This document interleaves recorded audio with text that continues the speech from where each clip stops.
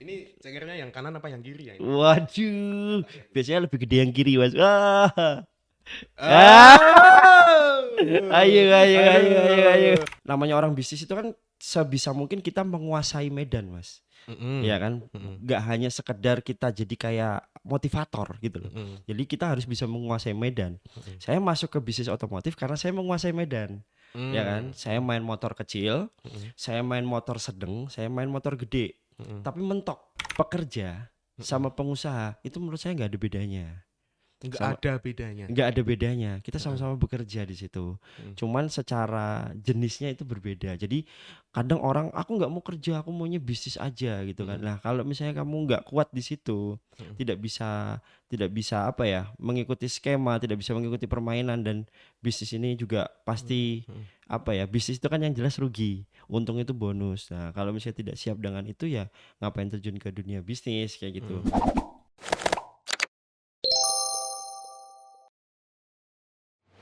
Selamat datang di rumah Selamat podcast. datang di Rumah Podcast. Yes. Oke, ini apa sih Mas namanya Mas? Ini kolektif collaboration space X rumah podcast nama Oh, acaranya. Rumah Podcast ya Iya, ya. iya, Agak iya. adem ya di sini Iya, ya. enggak agak sih. Ini kita belum jalan 10 menit. Nanti kalau udah 10 menit kerasa Sudah ini mulai AC-nya. pakai Uh. Iya iya iya. Tapi kalau mau ngomongin yang hangat-hangat nih, di Hmm, depan kita udah hmm. ada koleksinya Sapi Jaya ini. Oh iya, betul sekali. Aduh, Iya betul. ini gini. Sebelum Gimana? kita nyoba ini ya, Hmm. ini jangan bilang kalau mau ngerjai saya.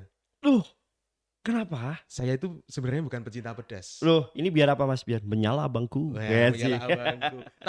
Tapi ini loh, ini itu serius enak bro. Aku pernah sekali nyoba itu. Nyobanya di mana? Nyobanya di Utara Kolektif. Wah, Utara Kolektif. Ah, Nah, Utara Kolektif itu juga agak beda sama di sini ya kan. Makanya tadi saya bilang, "Wah, di sini agak enak ya tempatnya." Saya di sana tuh agak panas. yang bedain itu. Heeh, tapi Heeh. di situ yang bikin keriuhan, Mas. Makanya di sana agak Ah. rame juga di Mm, mm, sana. mm, mm. Langsung aja kita coba. Oke, Coba mau yuk, coba yuk. dicoba boleh. Di sini ada Aduh. mie ya kan. Ini ada Mm. mie sapi, terus ada pangsit goreng, di sini ada ceker skena dan ini ada pangsit chili oil. Nah, coba aja dulu. Ini aku ada pertanyaan, kenapa kalau mie Heeh, Sapi Jaya, bukan heeh, sih mie chili oil gitu, heeh. kenapa ada sawinya itu cuma satu? Nah, Itu pertanyaan yang biasanya sering diomongin sama temen-temen. benar. Gini, Mas. Jadi, ya kan. Alasannya apa? Alasannya itu sebenarnya gini. Heeh. Kalau dari makanan mie chili oil itu kan makanan Singapuran ya. Jadi Mm, secara bentuk itu kan memang ada apa ya? Kalau misalnya dari template itu kan memang ada pakcoynya satu biji gitu kan. mm, Cuman mungkin kalau dibikin lebih banyak, dia tuh mm, mungkin agak apa ya? Agak malah jadi koyo apa ya? Jadi malah jadi banyak sayuran gitu tuh malah jadi seret gitu loh, Mas. mm. Kemungkinan sih seperti itu ya. Cuman kalau masalah template itu kalau dari makanan Singapura itu dia memang ada satu biji aja gitu. Selalu satu biji. Selalu satu biji. Kalau Kalau lebih dari satu apanya biji? nggak tahu karena kita juga baru. Saya tuh sebenarnya gini Mas, Ah.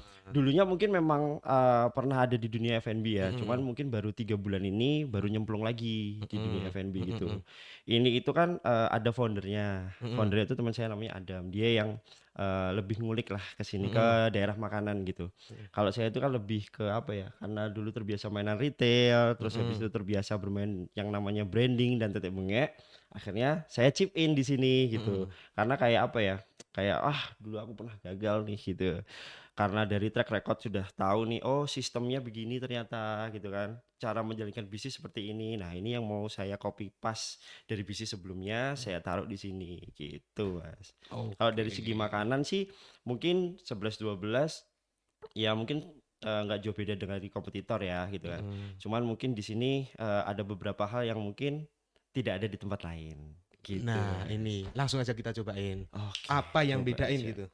Mm-mm. Coba. Coba aja, Mas. Aku juga barusan makan nih, Mas. Tapi tahu nggak sih, aku Apa? ngosongin perut dulu sebelum kesini itu. Oh iya, Sengaja ini buat prepare banget, prepare prepare banget. banget nih. Tapi cocok banget ya. Ini kayaknya kenyang gitu kan. Lah, iya. Terus belum makan langsung pedes gitu. Ini sekali makan langsung Wih. maknyos ini, Mas. Sekali makan. Nyoba ya. Iya, iya, iya. Coba dulu ya kan, ini chili oilnya ya kan menyala bangku ya kan. Warnanya Iya, ya saya ampun. juga sebenarnya ada pertanyaan juga, kenapa ini cuma satu Itu gitu, itu ya kan. sering jadi Agak bingung pertanyaan itu. juga sih Iya. jawabnya, cuman kan harus dijawab karena ini podcast. Ya, Oke, ya, kita ya, coba ya. ya.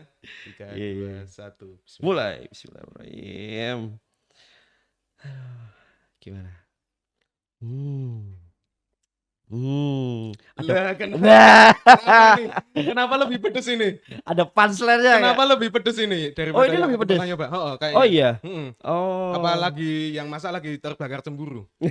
Mungkin ini. Enggak, cuma kemarin kan saya sudah sempat bilang, Mas, Mm-mm. ya kan, kalau kita makan Mm-mm. ya besok kita podcast, Mm-mm. makannya sambil kepedesan, itu Mm. kayaknya seru. Oh gitu. Loh, makanya saya makan juga Fix nih, kan? ya kan? Fix kan saya dikerjain di Iya, sini. iya. Ya ampun. Hmm. Tapi kenapa milihnya kecil-kecil dagingnya? Mm. Gimana, Mas? Kenapa dagingnya kecil-kecil milihnya? Gini, Mas. Kalau untuk awalan, Mm-mm. memang kita cuman ada mie sapi giling, ya kan? Ada mie apa nih berarti? Mie sapi dengan bentuk yang giling dan juga ada mie ayam dengan bentuk yang giling. Cuman nanti next kita akan bikin yang mie sapi slice dan juga ada mie ayam cincang. Kayak gitu. Jadi untuk ke depan nanti bakalan banyak menu lah. Nggak cuman ini aja gitu. Seru sih. Iya, Ini iya. langsung keren sama dulu. Iya kan? Langsung di bibir tuh langsung merah merona gitu kan. Beda ini mie dari yang kemarin nih. Wah saya dikerjain ini fix ini. Tapi level kepedasan juga ada kan di situ? Oh ada Mas. Gitu. Kalau ini masuk yang apa? Ini sebenarnya standarnya kita seperti ini. Hmm. Sebetulnya ya Mas, karena kan kita sendiri nggak pakai apa ya, kayak apa sih, cabai kering. Kok bukan cabai kering, cabai bubuk, sorry. Kita nggak pakai cabai bubuk, jadi langsung bikin chili oilnya dari cabai kering itu. Nah, itu yang memang akhirnya bikin tingkat kepedesan kita itu nggak bisa diatur gitu loh. Cuman kan kita jaga otentik. Otentiknya memang chili oil doang gitu kan, nggak pakai chili bubuk. Chili bubuk kira ono ya toh, chili powder. Chili powder. Nah, kita nggak pakai chili powder, cuman nanti mungkin kedepannya kita akan tetap pakai chili oil, cuman nanti ada levelnya gitu karena nggak semua orang itu bisa makan yang pedes gitu loh. Makanya kita juga ada pilihan sih sebenarnya, ada mie asinnya, ada mie manisnya juga di sana gitu ya. Manis kayak aku. Terus Gitu. ngomongnya terus. Gimana kalau hostnya besok saya ya? Gitu. Ini cekernya. Pasti pedes juga. Coba ya. Iya. Cuman Mas harus tahu ini kelembutannya, juicy-nya. Wah. Ini cekernya yang kanan apa yang kiri ya ini? Waduh. Biasanya lebih gede yang kiri, Mas. Wah. Ayo. Iya, kalau yang kiri kan kiri. Oh iya benar, betis. Betis. Oke, iya Kan betul. sering buat olahraga yang Iya, kiri gitu, angkat beban. betul. Jangan kayak tempat yang lain ya. Ini yang kiri. Fix ini.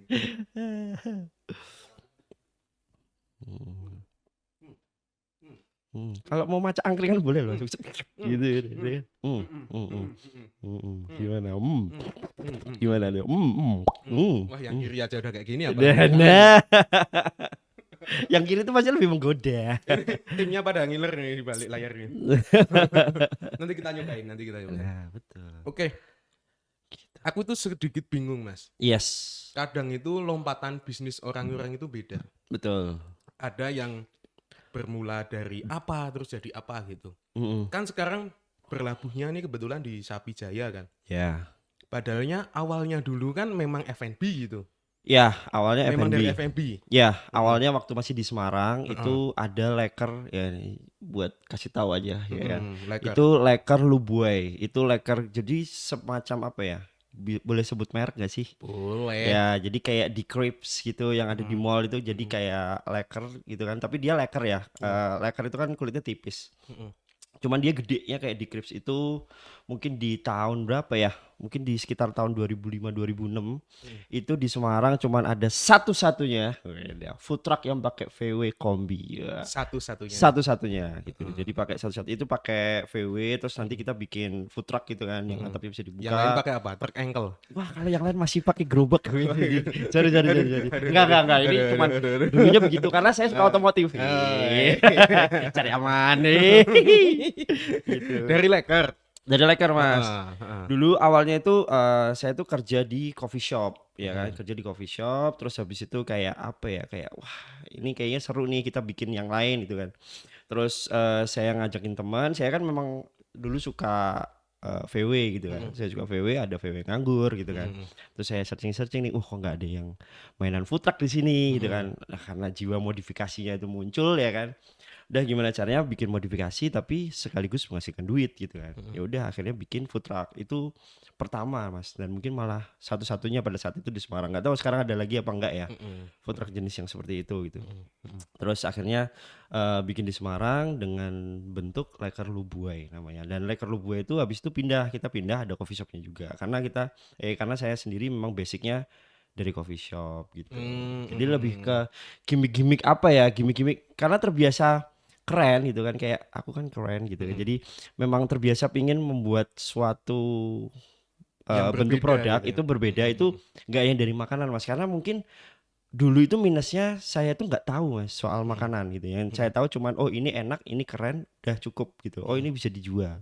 Nah kalau di MSJ ini kan ada founder yang sebelumnya teman saya juga, itu kan dia memang based on-nya itu dari kitchen gitu. Dia suka bukan dia kerja di kitchen enggak, cuman dia tahu soal makanan gitu. Makanya oh ya sudah, dari yang sebelumnya saya pernah gagal gitu kan, saya tak coba masuk ke sini dengan template bisnis yang sebelum-sebelumnya gitu, Mas. Kalau dulu memang lebih apa ya, kalau F&B itu kan kayaknya bisnis yang paling nyaman ya untuk memulai di modal, padahal sebenarnya itu sulit, Kanda. Selalu menerapkan gimmick di setiap bisnis. Iya. Dulu juga saya bikin burjo. Nah, yang burjo itu gimana Nah, bisnisnya? burjo itu kan Gimmicknya? burjo itu kan cuman ada dua pada saat itu ya, Mas. Ada dua komunitas lah gitu kan. Pokoknya kalau nanti lihat ada burjo apa, nanti terus bawahnya ada tulisannya gitu kan. Nah, itu kan cuma dua ya kan. Nah, saya lepas tuh sebelum ada yang burjo yang di samping UPN itu kan juga burjo bukan template orang Kuningan kan. Nah, itu dulu pada saat itu saya main fiksi gitu kan. Itu dulu namanya Burjo Sepeda Gembira. Sepeda Gembira. Ya, itu letaknya di seberang Gapura Insiper Jalan Nangka namanya. Sekarang buat nongkrong Pak Ogah. Sekarang udah nggak ada sih lokasi tersebut. Dulu sempat jadi burjo juga terakhir. Itu bikin di situ Burjo Sepeda Gembira. Gitu kan. Kenapa sepeda gembira? Karena pada saat itu memang saya mainan fiksi. Anak-anak fiksi itu ya mohon maaf ya, pada saat itu nggak jauh dari yang namanya minuman keras, miras. Apapun Anda memfasilitasi. Enggak, tapi enggak. Nah, jadi dari situ kan kita happy tuh. Ya kan, kita habis wah, itu akhirnya kita ke sana. Kita ke sana, terus kita nongkrong di situ. Nah, di situ memang ada stok paling banyak itu soda gembira, ya kan? Supaya apa? Supaya ketika mereka itu sudah pada skip, ya kan, minum di situ, minum soda gembira, akhirnya agak-agak netral nih, baru nanti mereka pulang. Jadi memang paling baik di situ tuh squash, ya karena kembali lagi basicnya itu dari coffee shop, Mas. Burjo squash gitu. Squash. Makanannya umum burjo. Ya, kita nggak di tempat saya dulu nggak ada apa bubur kacang hijau nggak ada, ya kan? Tapi burjo diganti tanpa burjo ya. Burjo tanpa burjo. Seperti sekarang.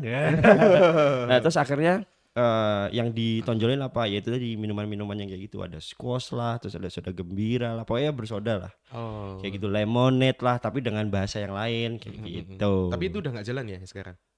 Alhamdulillahnya sudah tidak jalan. itu bertahan sampai berapa ya? Paling sekitar 2 tahun, Mas, itu. Di tahun 2008 juga? Oh enggak, saya kesini itu 2008 2009. Jadi saya ke Jogja, hijrah ke Jogja itu 2007. Gitu. Saya udah di Jogja, main-main dulu, nongkrong ya kan. Ya biasalah ya kan. Belum ada Gen Z tapi kita sudah merasa kayak Gen Z gitu kan. Orang tua aku tidak sayang. Macak sedih. Baca sedih. Loh, itu cara jualan terbaik sekarang ya toh. Wow. Kamu mau sukses, jualah kesedihanmu. Oh iya, benar. Nanti sebelum kita ngomongin konten Oh nih, iya. ini kan dari 2005 dari F&B itu, dari Laker, terus ke Burjo. Iya. Nah ini kan saya juga searching artikel gitu. Namamu harum banget bro. Harum ini? Mic-nya ini bekas siapa? Oh iya, lanjut. Ada nih penelitian gitu kan. Wih, ngeri. Namamu masuk. Faris Juniarso. Wih, Gitu. Terus ada lagi artikel Faris Juniarso. Wih, Pembuktian bisa bisnis di usia muda. Wih, gitu. ngeri. Terus Maca. Terus ada beberapa hal yang menarik nih. Ini kita mulai dari tato dulu lah. Oke, tato. Ini kita coba. Tato. Nah, ada satu artikel yang bilang kalau tato ini, dari tato itu bisa menjadi pembuktian kalau orang bertato itu tetap bisa berbisnis. Ya. Itu awal mulanya dari apa tuh? Oke, jadi gini Mas, saya cerita dulu ya. Jadi basic dari keluarga itu bapak itu di Departemen Agama. Gitu ya. Jadi yang sangat tidak cocok. Assalamualaikum ayah gitu. Jadi yang sangat menolak adanya hal-hal seperti ini. Tapi mungkin pada saat itu saya ngerasa kayak di keluarga ini ternyata nggak asik bro gitu kan. Saya lebih bagus hidup di jalan gitu ya kan.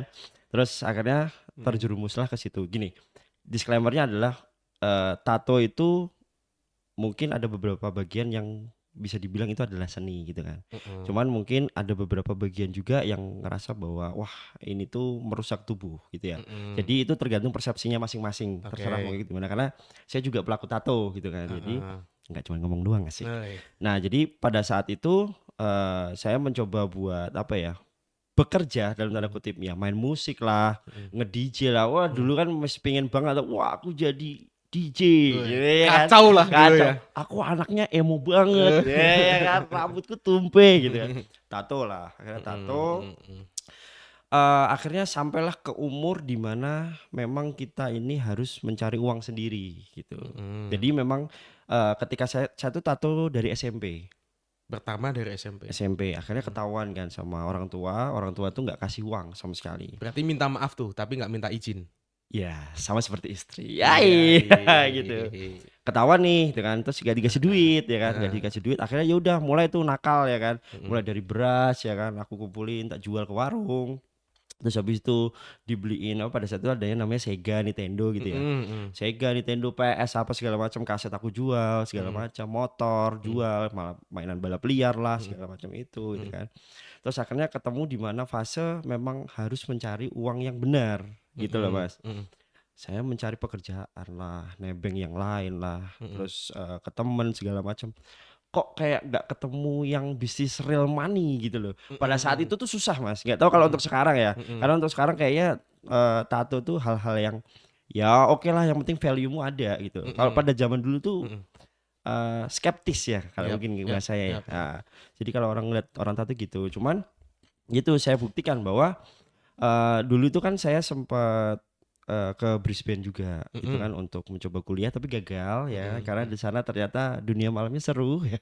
Jadi tidak jadi kuliah gitu. Bukan kan. kuliahnya tapi dunia malamnya. Yoi. Akhirnya kita ambil ilmunya dunia malam. Gitu. Akhirnya kita coba saya coba di sana bekerja lah gini, terus saya coba ke Jogja, saya coba pulang lagi ke Semarang, bikin bisnis, terus kerja. Saya sempat jadi badut lah, jadi apalah gitu. Akhirnya sampai sekarang masih jadi badut nggak? Oh iya betul. Kalau adik-adik kurang hiburan ya telepon om.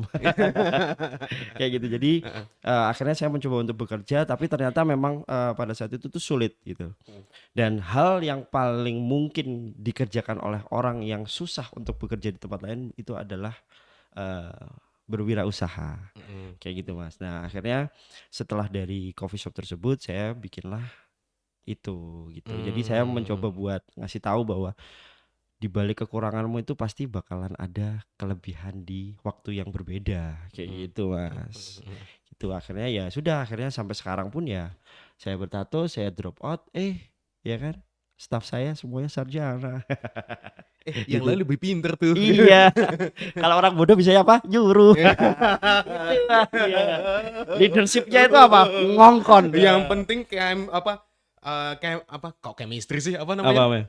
berkarisma, Iya. powerful gitu Iya. ya. Jadi kalau di Jogja itu juga gini Mas. Iya. Kalau kita berbicara soal karisma, Jogja itu saya itu biasa dipanggil Charming Papi. Nah, Wah. ini ke Itu. konten ya. Ke Yoi, konten ke Charming konten, Papi. Charming Kalau Papi. ngonten Mm-mm. sama produk-produk yang kita akan bahas ini, Mm-mm. duluan mana awalnya dulu? Kalau konten itu gini Mas. Kalau konten yang di TikTok maksudnya. Heeh. Jadi kalau konten itu gini, sebagai kalau dibilang pengusaha kita kegedean ya. Apa pelaku usaha.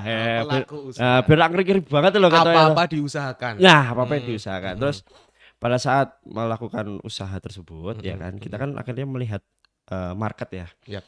Gitu kan. Terus akhirnya saya melihat nih, markom saya ini cuman bisa mentok sampai di sini gitu kan. Terus si anak-anak bengkel saya ini cuman bisa mentok sampai di sini. Ini kita bicaranya di motor ya, Mas. Kayak gitu. Terus saya juga harus harus bisa menyelamatkan bisnis saya dong gitu kan. Dengan cara apa? Ya dengan cara bagaimana caranya, namanya kita leader, kita di depan gitu kan. Nah, alhamdulillahnya saya ini tipe orang yang suka dengan hobi apapun. Apapun tuh. Apapun, mulai dari hewan lah, mau ngobrolin masalah cupang, gupi, kucing, kura-kura lah, ya kan, motor lah, Beyblade, Tamiya gitu kan. Dan sampai sekarang saya masih main gitu. Oh iya. Itu saya main gitu kan. Nah, pada saat saya masuk ke situ, namanya orang bisnis itu kan sebisa mungkin kita menguasai medan, Mas. Ya kan, nggak hanya sekedar kita jadi kayak motivator gitu loh. Jadi kita harus bisa menguasai medan. Saya masuk ke bisnis otomotif karena saya menguasai medan. Ya kan, saya main motor kecil, saya main motor sedang, saya main motor gede, tapi mentok gitu loh. Saya punya motor kenceng banget di eranya, saya punya moge yang juara juga di eranya kayak gitu. Jadi saya tahu nih ya kan, market mana yang saya masukin gitu. Kita bicaranya adalah Yogyakarta. Yogyakarta itu hidupnya karena hiburan, gitu kan. Dan saat itu semuanya serba estetik gitu. KOL, video dan lain-lain itu semuanya itu serba estetik. Nah, disitulah saya masuk cari kekosongan di mana hiburan itu masih kosong di dunia otomotif. Yang seperti di akun saya ya. Akhirnya saya mencoba hal itu karena kan kita harus test case gitu loh Mas ya kan. Oke, motor lu keren tapi kalau misalnya nggak di show up juga percuma juga kayak gitu kan. Akhirnya ya saya mencoba buat cari diferensiasi ya kan. Yang Faris itu ketika ketemu tuh nggak seperti itu gitu loh. Tapi ketika di konten ya itu Faris yang berbeda gitu loh. Faris di lokasi ini gitu. Ada persona yang dibentuk. Ada persona. Nah, diferensiasi itulah yang akhirnya saya coba pakai di dunia otomotif, yaitu masuknya ke hiburan gitu loh. Yang bener-bener yang Jogja banget lah, Semarang banget lah, Kreak. Kreak itu kan saya di situ ngasih tagline Panglima Kreak. Kreak itu kalau di Semarang itu kere elek tur maya. Gitu. Jadi apa ya? Ya bener-bener yang guyonan jalan gitu loh Mas. Tapi motornya keren gitu kan. Motornya spare partnya oke, walaupun Beat, walaupun Mio kayak gitu-gitu. I'm not automotive lover. Oke. Tapi ketika lihat kontenmu itu sangat menghibur. Iya. Coba dulu dong. Miskin. Loh, miskin itu gini Mas. Jadi itu dari apa itu? Kenapa miskin? Ya, jadi gini. Miskin itu bukan saya memanggil netizen dengan sebutan miskin enggak. Ya, tapi sayangnya TikTok itu memang sering untuk menghapus konten. Jadi itu yang akhirnya terjadi cerita bahwa Faris ini sombong dan akhirnya membuat orang-orang yang yang nggak punya motor tersebut dipanggil miskin. Enggak gimana ya. Cuman akhirnya lambat laun orang akan mengerti gitu. Ada persepsi yang berubah itu. Ya. Awalnya dari apa? Nah, awalnya gini Mas. Miskin? Oke, jadi kita bicara dulu ya. Kalau dari 3 tahun ini memang ketika 2000 berapa berarti ya? Sekitar 2020 ya kan. Bukan bisnis saya Mas, tapi kehidupan pribadi saya tuh anjlok. Lup gitu kan. Tapi bisnis enggak. Saya pelaku bisnis asik. Gitu kan. Pribadi saya tuh hancur lah, jatuh bener-bener jatuh banget. Jatuh, terus akhirnya saya mencoba membuat historical kan. Kan kita semua apa yang ada di sosial media itu kan serba historical ya kan, serba flexing, serba bumbu gitu kan. Nah, akhirnya saya mencoba untuk menceritakan gitu kan bahwa saya itu juga sobat miskin nih saat ini gitu loh. Makanya ketika saya juga main Harley, cuman saya nggak bisa ngidupin Harley, saya cuma bisa mainan beat. Sobat miskin sama kayak kalian. Makanya aku panggil kan awalnya tuh kan Harley gitu kan. Yang ada di bengkel tersebut tuh Harley semua gitu kan. Saya pingin anak-anak yang nggak punya Harley itu juga datang gitu kan. Dalam tanda kutip kaya miskin itu kan cuma sebagai kata-kata ya. Ya walaupun nggak tahu ya kenapa miskin itu dibilang kasar, saya nggak tahu. Harusnya kaya juga kasar gitu loh. Ya toh jelek Contoh apa? itu. Kayak Ya? monyet gitu kan. Kayak monyet. Ayo gimana ya kan? Kaya itu. Dibilangin apa dikit itu kan kayak gimana itu. Jelek ya. Kalau jelek nasib sih. Gitu kan. Jadi saya bilang itu miskin gitu kan. Kita sobat miskin gitu. Terus Oh, jadi sama-sama miskin gitu ya? sama-sama miskin, yuk kita Ayo, main ini ini dia, aja. main ini gitu. nih, gitu. Kamu kalau mau lihat Miskin. kekayaan datang ke tempatku. Intinya mah begitu. Awalnya begitu. Terus akhirnya itu jadi tagline karena dihapus yang ini. Oh, itu hilang kontennya? Hilang Mas, yang saya cerita, wah aku ini lagi gini nih guys gitu kan. Malah hilang. Aduh, terima kasih TikTok. Saya suka kalian. Banyak head comment. Banyak head comment gitu kan. Nah, cuman lama-lamaan tuh orang akan tahu gitu. Oh, memang dia cara penyampaiannya seperti itu. Terus ketika ketemu langsung juga enggak yang langsung, motormu jelek, enggak gitu loh. Ya jadi varis yang berbeda gitu loh. Kan kita juga enggak mungkin tuh Mas, kita hadir di media sosial seperti itu terus kita secara aslinya juga seperti itu kan agak aneh ya. Walaupun bukan gimana-gimana, cuman kan sosial media bukan dunia yang sebenarnya gitu. Iya. Jadi kayaknya kita mengumbar sesuatu yang benar-benar real kita di situ tuh kayaknya enggak deh. Diciptakan. Menurut saya tuh semua yang ada di sosial media itu ya, itu tidak ada yang real. Nah, itu menurut saya. Jadi itu too much bullshit lah kalau yang ada di sosial media gitu.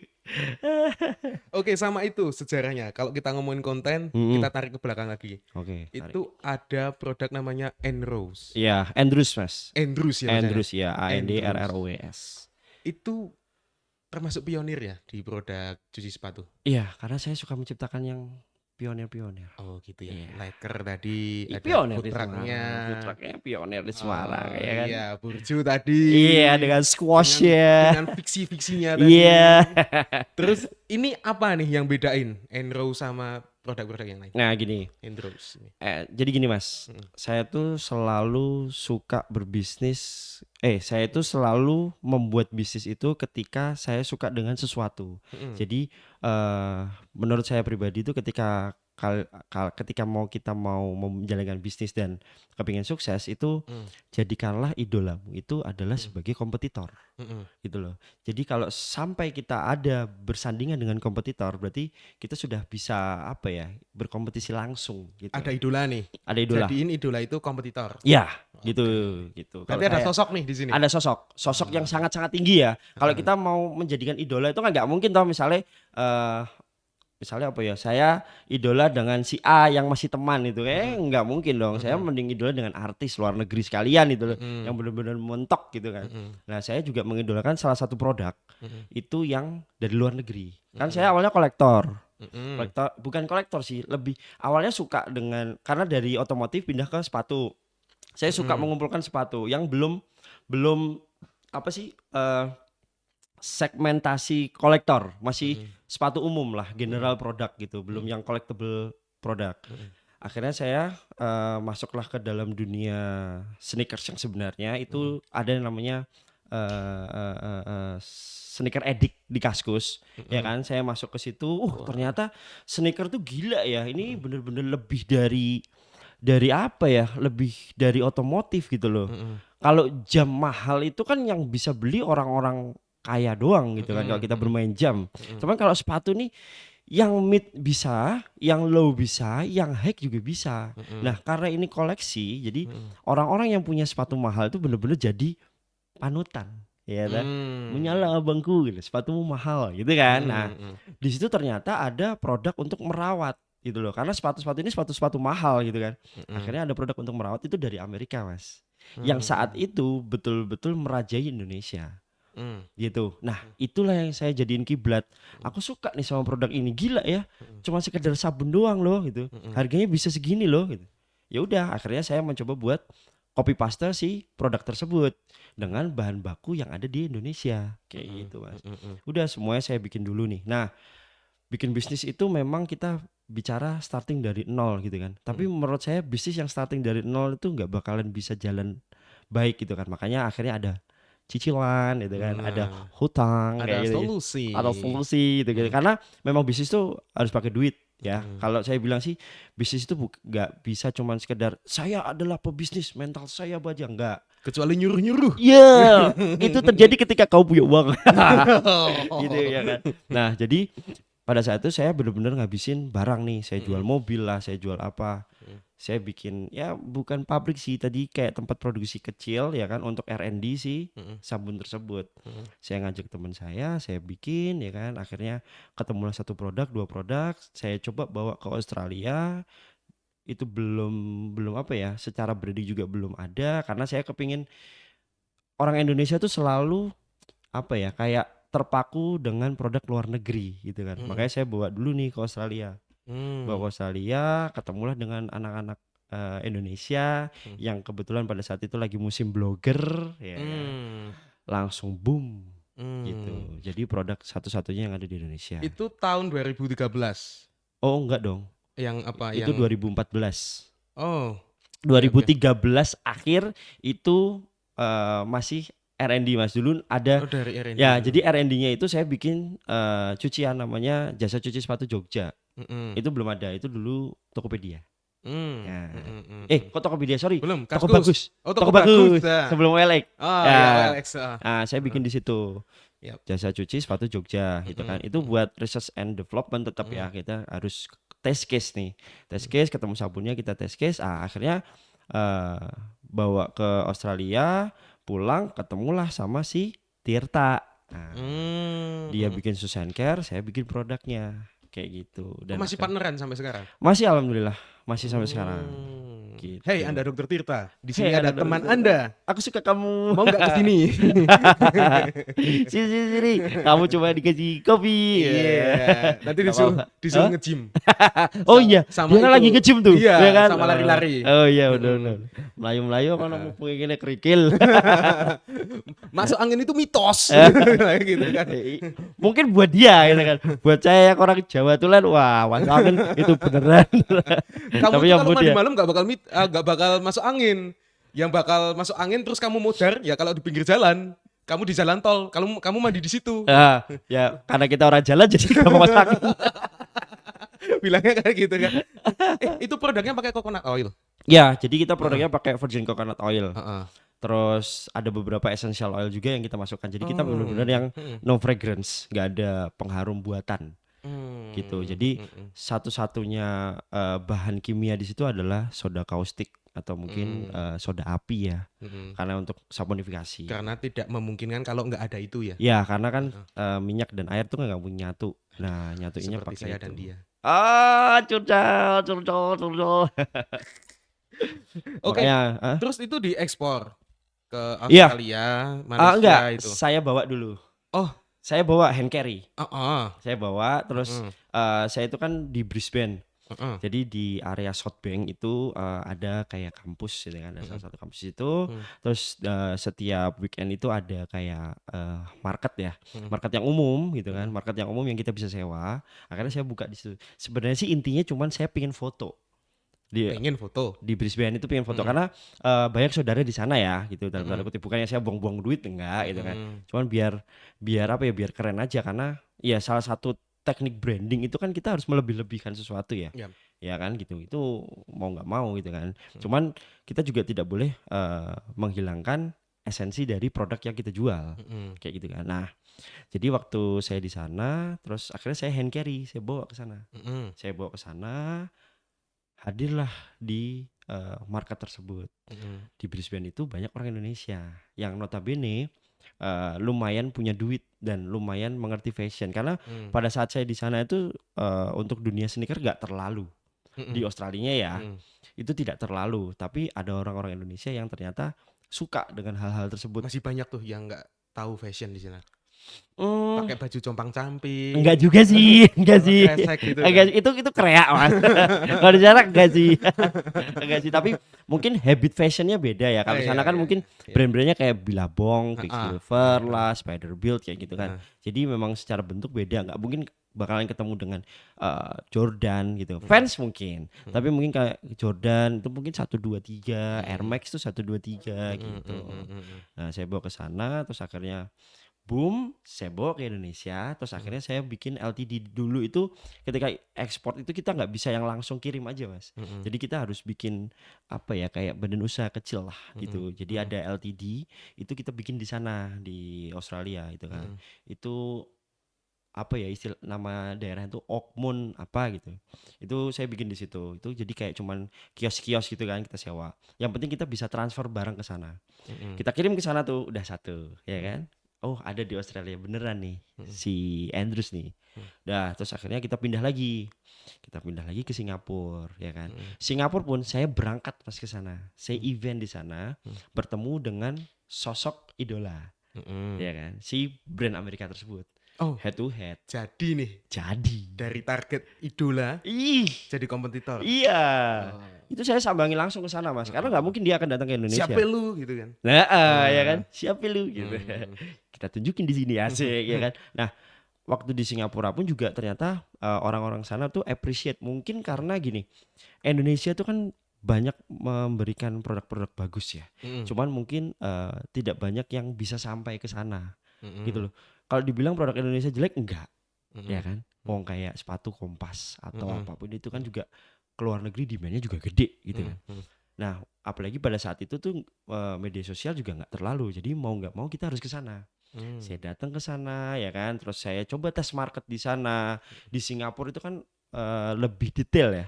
Lebih detail. Ini bahannya apa nih? Gini. Oh, ini dari Indonesia ya. Ini lebih bagus mana? Bagus situ apa sini gitu. Kan langsung begitu dia. Enggak, saya bilang ini lebih bagus dari yang itu. Kalau misalnya ini tidak lebih bagus ya kan, saya beliin gitu kan produk yang kamu mau. Tapi kalau misalnya tempatku lebih bagus, saya ambil produkmu, kamu silahkan ambil produk di tempat saya free. Saya bilang gitu kan. Ya udah akhirnya dia nyoba tuh di sepatunya. Ini bagus, ini better nih. Ya sudah, nih produk kamu aku ambil, kamu silahkan pilih produk dari saya, terserah mau berapa aja. Nah, akhirnya di situ kita berkompetisi kan. Marketing ya kan. Di sana bisa ngasih SPG cakep-cakep, kita nggak bisa bayar ya kan, tak kayak produk gratis kayak gitu lah. Akhirnya sampai ke sana, akhirnya baru mas kita ada di Brunei, ada di Malaysia kayak gitu. Dan alhamdulillah di Indonesia juga hampir semua daerah kita ada, gitu mas. Oh, iya. Tapi saya curiga itu, jangan-jangan bulenya nggak paham ngomong apa. Apa? Kan dari tadi jelasin kok pakai bahasa Indonesia. Oh lah iya jelas sih Pawen ya. Oh yes, oke. Oh no. Yes. Yes. Gitu aja. Oke. Karena gini, aku tuh nggak pernah ngebayangin ya punya produk terus ke luar negeri gitu. Itu pasti perjalanannya panjang banget ya. Bisa dibilang panjang, bisa dibilang enggak. Ya, karena yang jelas tuh ini menurut saya mas, nggak tahu kalau menurut orang ya. Kalau menurut saya tuh sebagai pelaku bisnis itu yang penting tuh ide, gagasan dan intuisi, ya kan. Nah kalau misalnya kita bermimpi setinggi langit gitu kan, tapi kalau misalnya nggak bisa digapai, ya ngapain digapai. Nah kalau kita sudah terjun dan kita berani fight dan kita mampu di situ, ya sudah kita harus berani ngambil resiko apapun itu. Nah dipikir kita ke Singapura itu murah ya kan, dipikir kita bawa teman-teman anak-anak itu murah, emang apakah pasti di sana kita akan balik modal? Enggak gitu. Tapi itu kan salah satu jenis hal yang harus kita lakukan sebagai pelaku bisnis gitu kan. Nah akhirnya ya mau nggak mau ya saya cuma mencoba karena opportunity-nya ada menurut intuisi yang saya lihat gitu. Yang penting kan itu aja mas. Sekarang ada menu-menu apa lah, makanan begini-begini nih yang dibawa dari Singapura. Kalau nggak salah ini kan makanan ini dibawa oleh salah satu mie yang juga ada di sini juga gitu kan. Ini dibawa ke Yogyakarta dan akhirnya hiduplah mie-mian yang seperti ini. Ya sama aja kan kayak gitu. Kita ke luar negeri ya kan, kita mencoba berkompetisi di sana gitu kan, kita melihat opportunity-nya ada, ya kita ambil. Pebisnis itu kan yang penting langkahnya jelas itu. Skakmat atau mati. Nah, kayak gitu. Ya udah akhirnya mau nggak mau ya sudah. Langsung aja kita jalan ke sana gitu karena opportunity-nya ada. Kalau melangkah itu ada kemungkinan 50-50 berhasil dan tidak. Ketika tidak melangkah kan 100% gagal. Ya. Itu benar. Wah, cocok ini. Kamu motivator. pebisnis. Iya. Loh bener. Loh, sekarang banyak loh motivator tuh jadi pekerja lazim. Jauhi zona nyaman. Ya itu zona nyaman. Tapi dia nyaman jadi motivator. Oke, karena ada apa? Ada duitnya. Iya. Bisnisnya mana? Kagak tahu. Ya itu jualan itu. Iya bener. Wah itu banyak terjadi. Berarti ada 3 unsur ya, ada ide, gagasan, sama intuisi. Ya, Itu tajamnya ngelatihnya dari kapan, bro? Gini mas, kalau ide, gagasan, intuisi itu yang penting kita masuk dulu di areanya, gitu loh mas. Kayak Udah misal tahu nih, medannya itu ya. kayak tadi ada obrolan soal sablon, ya kan. Saya nggak tahu medannya, saya nggak tahu areanya, saya belum mencoba untuk menyablon dan lain-lain. Gimana saya mau menentukan ide, gimana saya mau menentukan gagasan, apalagi intuisinya, kagak mungkin gitu kan. Nah, jadi harus nyemplung dulu nih. Mau main di otomotif, main dulu sampai mentok, gitu loh. Saya mau mainan hobi apapun itu mentok.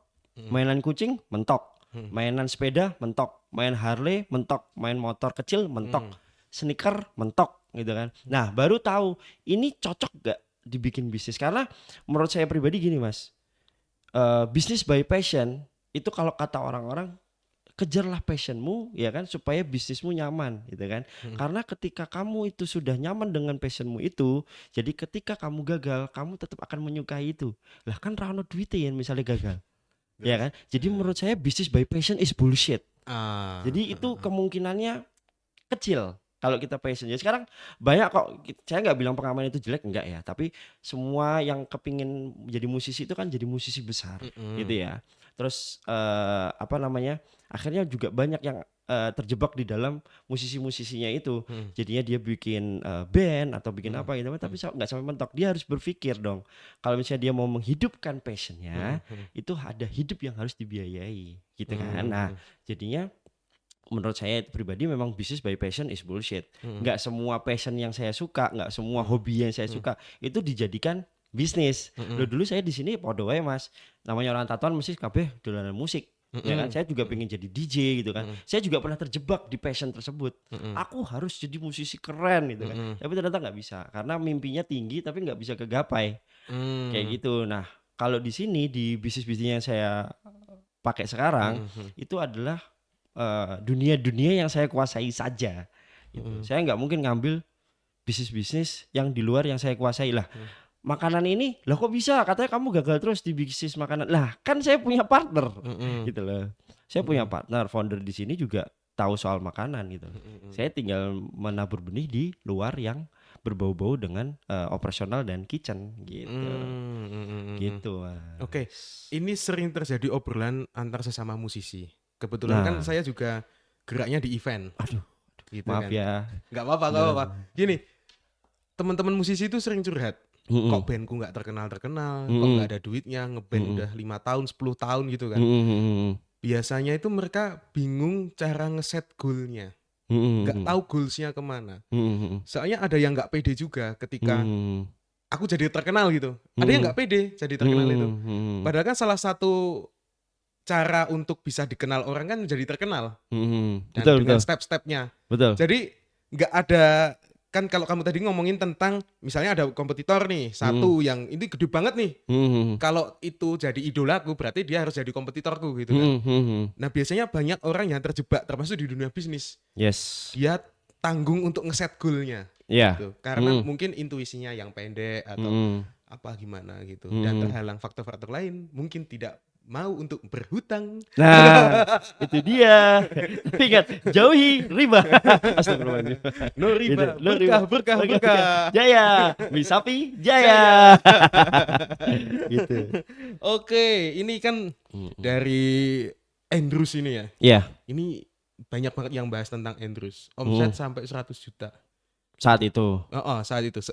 Sekarang. Saat itu loh. Oh, iya loh. Apalagi kita lagi di podcast ya kan. Kita harus sombong. Itu kan dulu. Itu dulu. Beda dong. Kamu mau motivator ya hubungi saya.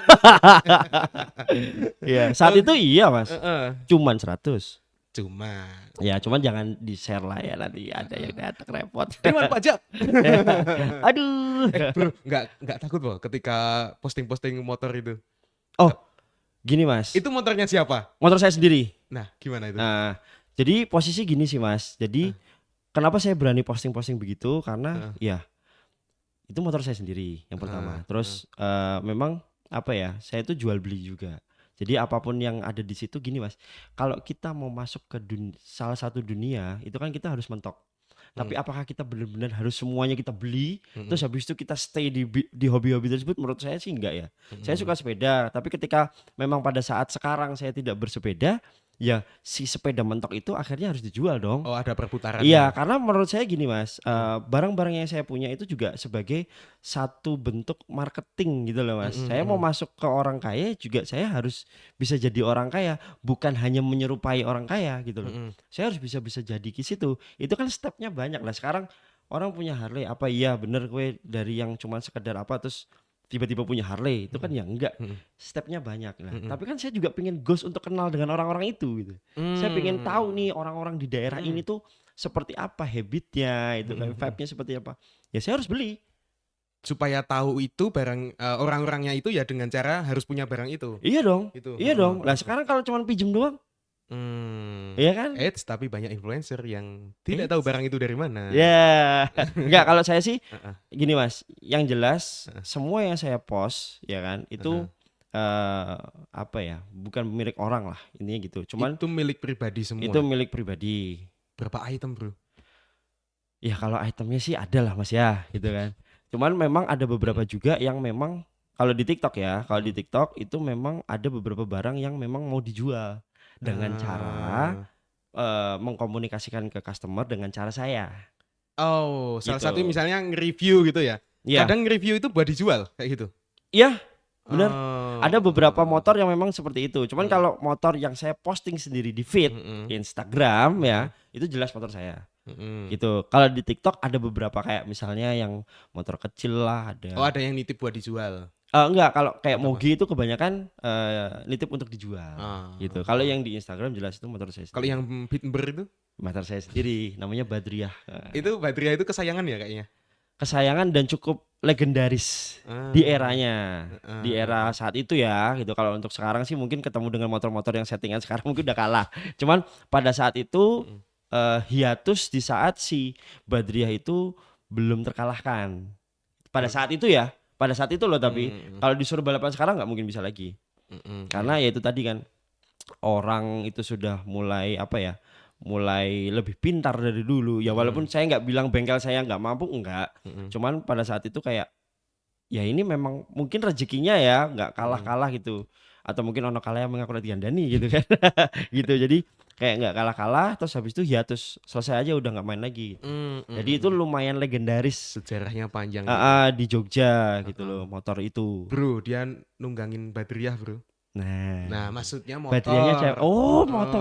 Motor. Aduh pikiranku. Gitu. Ada lagi nggak yang selain Badriah yang ikonik? Ikonik ada XX400 Yamami. Siapa sebutnya? Yamami. Iya Mami. Iya Mami. Terus habis itu ya si Harley tersebut. Terus ada GSX 150 tapi bannya trail. Ya itu aja sih. Tapi sebenarnya itu kayak apa ya? Ya motor-motor konten lah gitu kan. GSX tak kasih ban pacul, aku ngetrail pakai GSX ya tetap tiba juga gitu. Tetap aja biar Demi konten. Demi konten. Terbanyak berapa ya itu ya? 2,4 juta ya itu ya? Iya, 2,4 M viewers. Oh iya, miskin seperti vlogger-vlogger gitu. Iya loh. Loh kan kita ikut aja. Amati, tiru, mentok Indonesia banget ya kan. Modifikasi apa sih? Gak ada orang Indonesia begitu. Tapi gininya kok nggak ada itu cincin-cincinnya. Wah, lah iya itu udah pengusaha. Makanya saya bilang, saya bukan pengusaha. Pelaku usaha. Malu sama yang kaya beneran. Tapi gini bro, kalau ngomongin bisnis nih, ada nggak? Kan banyak kekhawatiran anak muda nih di dunia bisnis. Yang saya bilang kalau Mas Faris ini udah lumayan lama ya berbisnis. Ada nggak tips-tips tertentu yang ini nih baru mulai bisnis? Soalnya gini, aku cerita sedikit ya. Ada temanku itu yang dia getol sekali bikin bisnis gitu kan. Getol banget gitu. Terus ada satu pertanyaan di benakku. Penting nggak jadi orang yang hustle culture? Misalnya ini tiap hari itu kerja terus. Tiap hari dicatat. Dia fokus ke situ terus. Bahkan ada selingan itu adalah juga ada harus hubungannya sama bisnis gitu. Kalau Mas Faris sendiri gimana? Tipe yang kayak gitu nggak? Atau ya yang penting seneng-seneng lah gitu? Oh, kalau saya tuh mungkin gini Mas, saya berbisnis itu ketika ya itu tadi kan, ketika saya sudah tahu. Heeh. Nah, ketika saya sudah tahu, saya menyiapkan skemanya Mhm. gitu loh. Bukannya saya tidak mau terjun langsung, tidak. Tapi ketika kita berbicara bisnis, ini menurut saya ya Mas, gitu kan, Mhm di mhm. bisnis saya ya, bukan ke orang lain. Kalau misalnya kita selalu berbicara soal outlet, Mhm. ya kan, kita nggak bakalan berbicara soal pengembangan, Mhm. gitu loh. Jadi saya suka skema di mana tim itu harus firm dulu, harus tough dulu, Mhm. harus kuat dulu di dalam ekosistem bisnis tersebut. Jadi saya langsung hadirkan. Ketika saya berbisnis, Mhm. apapun itu, saya sudah siapkan staffnya, saya sudah siapkan supervisornya, saya sudah Mmm. siapkan leadernya, saya sudah siapkan manajernya, accounting dan lain-lain. Saya bukan tipe ya mungkin jeleknya saya bukan tipe orang yang benar-benar saya langsung terjun terus saya membesarkan ini enggak. Jadi Mhm. ketika ini sedikit lebih besar, saya langsung menyiapkan skemanya karena saya memikirkan hal yang lain lagi nanti. Itu Mmm. kalau saya. Ekspansi ya? Ya langsung Mhm. berpikir yang lain lagi, ini jadi Mhm. apa ya, oh ini produknya sabun, sabun bisa jadi apa ya, oh ini produk bisa jadi pabriknya nggak, Mhm. bisa jadi maklonnya nggak gitu, Mhm oh mhm. produk ini ada sikatnya, kita bisa bikin pabrik sikatnya nggak. Mhm Nah mhm. itu yang saya pikirkan, kalau Mhm. misalnya selalu berpikir masalah produk kok kayaknya agak berat nih untuk saat ini, Iya. karena satu, kita akan berkompetitor dengan orang-orang yang sangat-sangat kaya.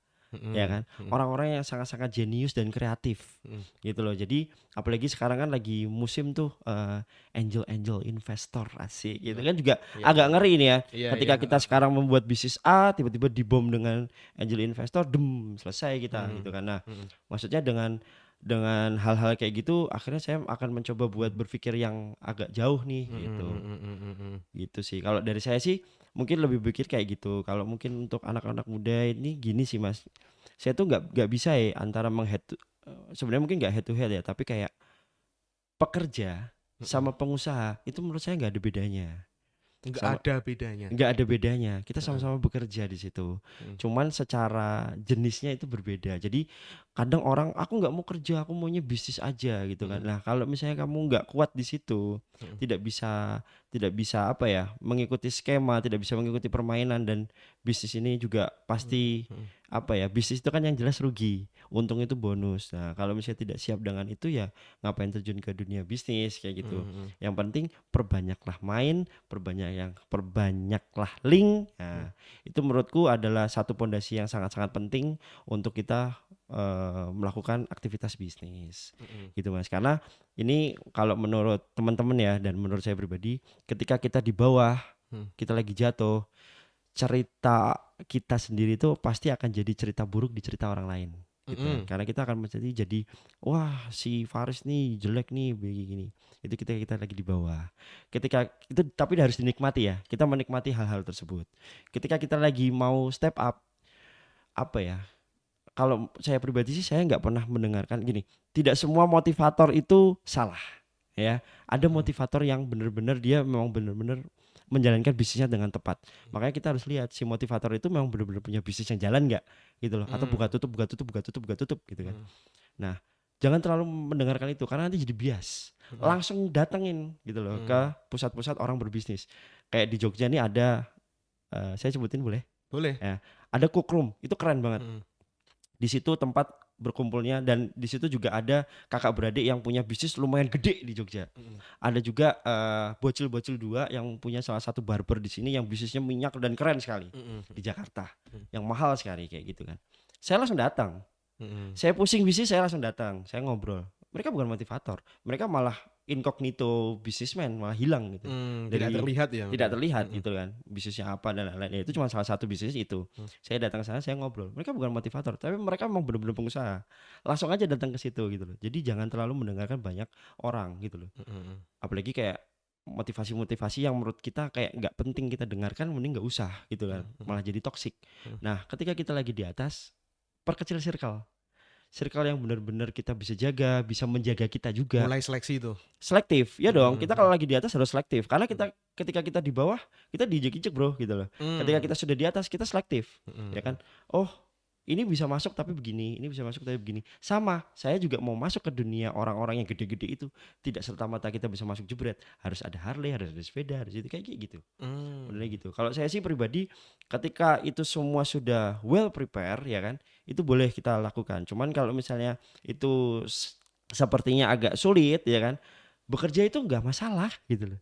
Bekerja itu keren kok gitu loh, sebagai pekerja di kantor atau apapun itu tuh keren gitu loh. Apa ya pekerja itu nggak bisa mendapatkan gaji 2 digit? Bisa. Apakah ya pasti pengusaha itu income-nya 2 digit? 2 digit enggak juga gitu. Kalau saya sih lebih berpikir gitu ya, jangan terlalu aku pokoknya pengen bisnis, pengen kaya. Enggak bro gitu. Enggak Gak gitu. ada yang secepat itu ya. Enggak ada yang secepat itu gitu. Bisnis itu sulit gitu. Oke, ini mungkin yang terakhir. Gini. Siap. Banyak yang sudah memperbincangkan tentang Gen Z. Nah oke Gen Z. Nah ini, bro masuk ke generasi apa bro? Saya itu berarti masuk dari apa? Masuk iya ya? Apa? Masuk iya? Masuk Saya itu generasi kan pepet 40 berarti generasi apa dong? Apa tuh? Gak tahu. Tapi saya mainnya apa X ya? Apa? X ya? Maksudnya apa nek Gak 40? tahu. X apa Y? Saya mepet 40. Kayak antara itu deh. Tapi bukan Z lah. Bukan Z. Tapi saya memang mainnya sama anak-anak Gen Z. Nah itu gini, Z itu sering banget di Twitter, di TikTok, di Instagram itu jadi suatu subjek kalau banyak sekarang itu yang istilahnya gini. Kemarin tuh sempat ada video rame itu antara kalau nggak salah HRD atau apa gitu kan. Itu Aduh, bilang tanya Gen Z-nya itu tanya tentang saya dapat mes apa enggak gitu. Terus yang generasi yang bukan Z itu dia itu bilang kalau belum apa-apa mintanya udah banyak gitu. Nah, tapi juga ada kasus lain itu yang banyak menjadi saksi nih, yang bos-bosnya ini nih yang bukan generasi Z ini. Dia itu bilang kalau kamu belum apa-apa udah minta apa, gajinya minta dinaikin tapi kerjanya gitu-gitu aja gitu. Nah, pandanganmu tentang Gen Z gimana? Sebenarnya gini ya, kalau saya pribadi sih kayak gini Mas. Kita tuh harus bisa adaptif, ya kan? Adaptif dalam arti kita juga ketika kita bikin bisnis di area sekarang nih, itu posisinya tetap mau nggak mau kita akan bertemu dengan Gen Z, ya kan? Anak-anak di tempat saya juga banyak kok yang harus menghidupi keluarga, tulang punggung lah, apalah, tetek bengek itu generasi sandwich, itu juga banyak. Nah, gimana caranya kita bisa membangun ekosistem bisnis yang baik? Ya harus beradaptasi. Kalau sekarang mungkin nggak bisa kayak dulu, yang ibaratnya kalau kayak dulu tuh kayak kuda, kita kasih makan, disabet jalan. Sekarang beda, sekarang musimnya motor. Karyawan itu sudah kayak motor. Kamu kalau mau kasih premium ya, itu jalannya pelan. Kamu kasih Pertamax turbo, itu jalannya kencang, walaupun itu cuma motor bebek. Gitu loh. Kalau misalnya kamu sudah siap untuk memberikan orang-orang yang hebat, berarti ibaratnya itu adalah moge. Gitu kan, yang sudah siap membayar lebih gede. Nah, kalau sekarang memang agak sulit. Dibilang Gen Z minta apa-apa duit lah sekarang. Emang iya ada orang bisa hidup dari duit 2 juta? Itu aja sekarang pertanyaannya. Gitu aja sih. Kalau saya sih sebagai pelaku usaha ya kita juga harus bisa menerima dong gitu loh. Sekarang dibalik aja. Emang pelaku usaha bisa nggak hidup 2 juta gitu loh. Dengan kehidupanmu sekarang punya anak ini-gini nggak bisa bro gitu loh. Dan kebanyakan gaji di Jogja juga mayoritas segitu-segitu aja gitu. Tapi gimana kamu mau membuat mereka itu happy di sini sedangkan mereka masih kepikiran hutangnya lah, apanya lah, cicilan motor lah, peleternya dan sebagainya. Kalau kamu tidak bisa memberikan kontribusi yang baik terhadap customer, makanya banyak nih kayak misalnya ini bukan gimana ya, maksudnya ada beberapa contoh kasus perusahaan itu memberikan cash bond, ya kan, terhadap karyawannya itu cukup gede.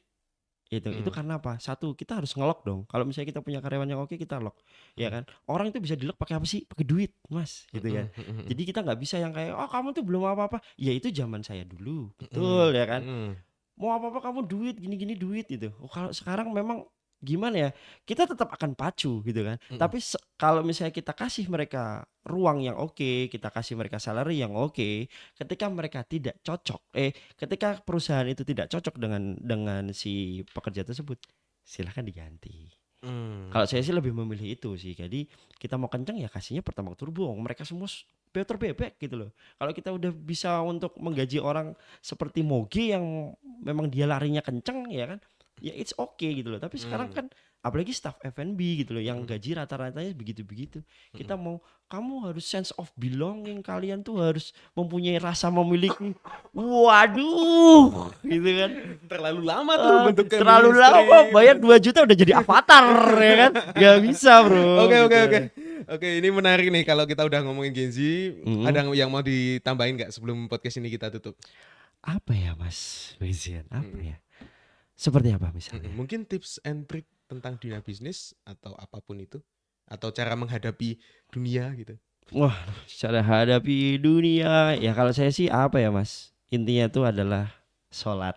Nah, Tuh guys. itu dia. Sholat itu penting, Mas, karena kadang kita minta, ya Allah tolonglah bantu saya gitu. Tapi ketika Allah mau bantu kita sholat aja tidak ada. Kamu di mana? Gitu kan. Aku mau bantu kamu loh ini, gitu kan. Kamu Tiap tidak kan ada. nggak ada. Ya gak ada, gitu kan. Kayak gitu sih. Sama apa ya, Mas ya? Banyaklah berteman dengan pebisnis yang memang dia enggak buka tutup sih. Jadi yang sustain bisnisnya oke, perbanyak untuk nggak usah berteman tapi mengenali sih. Paling nggak kenal gitu. Paling nggak kenal gitu kan. Ya mental kuat boleh, tapi harus diingat bisnis itu perputaran uang. Jadi ketika memang uang sudah ready ya kan, sudah siap, barulah kita masuk ke bisnis.